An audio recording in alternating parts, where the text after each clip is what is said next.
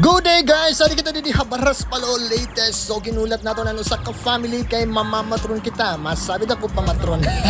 Adi na kita din may haro. Ngan pagkatapos it haro tunga. Ngan pagkatapos it tunga karigara. May bago di aday ning arko. Pagkakakakani ko pala otro karigara na. So adi na kitahan atong destinasyon.